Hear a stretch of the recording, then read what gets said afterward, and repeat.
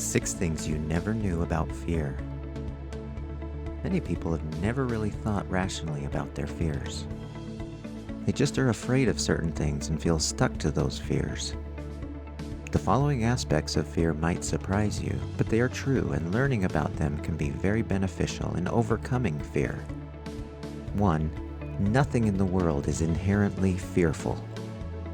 Like stress, nothing out there universally causes fear. Fear is entirely an internal experience. Many people are scared to death of snakes. Others are content to have the little critters slithering all over them. The snake itself is not a frightening thing. The fear is the meaning you generate in your mind about the snake. If you have a belief about possible pain or discomfort, if you are anywhere near one, you do your best to stay as far away from the snake as possible. If, on the other hand, you decide that there is no potential pain associated with snakes, you might enjoy being with them. Another obvious illustration is public speaking. Public speaking is the #1 social fear in our culture. I know many people who are scared to death when they think of speaking in front of a group of people. Many others I know do it regularly without giving it a second thought.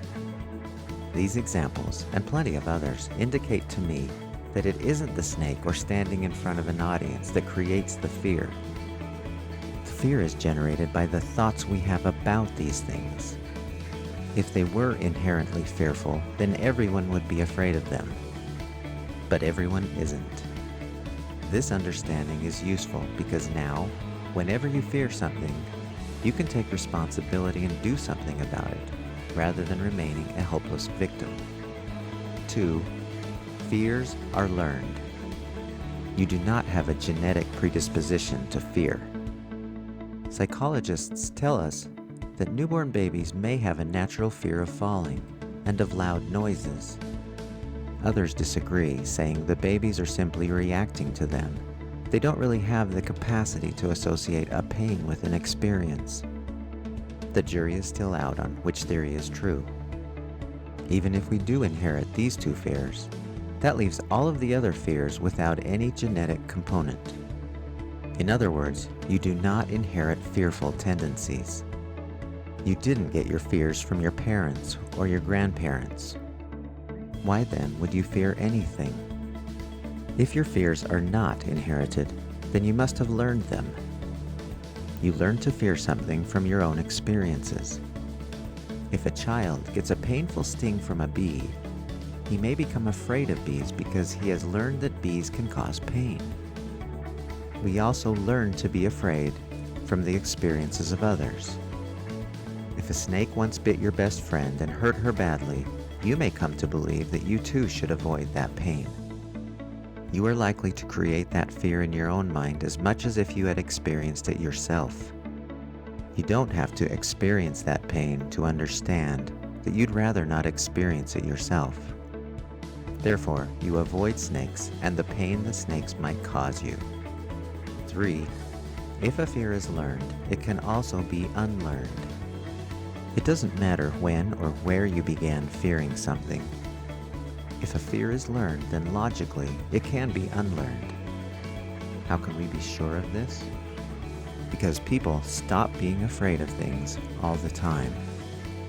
I've seen people overcome their fear of heights, small places, meeting others, quitting jobs, beginning relationships, ending relationships, public speaking, and a host of others. If one person can do it, so can someone else. Sure, it may be challenging, but it is possible. 4. There is no real pain in your discomfort zone. Your discomfort zones are only uncomfortable if you choose to make them uncomfortable.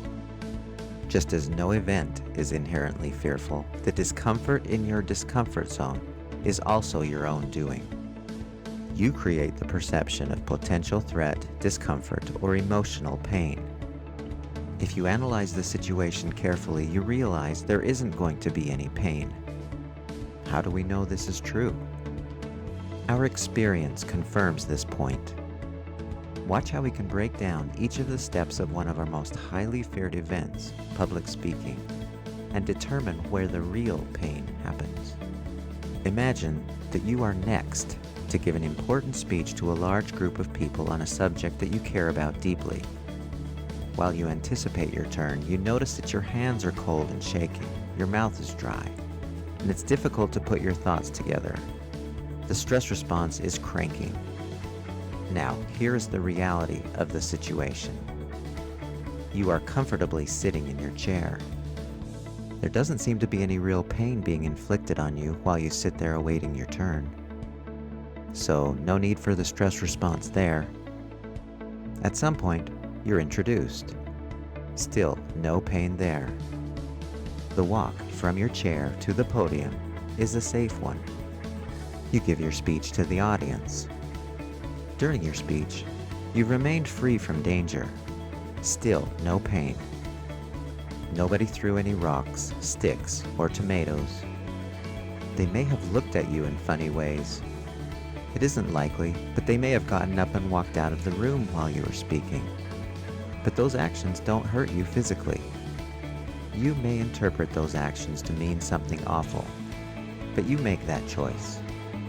As I mentioned before, no one is hurting you with their thoughts. Therefore, you've remained safe and pain-free during your entire speech, and now you're finished. You pick up your papers and walk back to your seat. Again, no pain.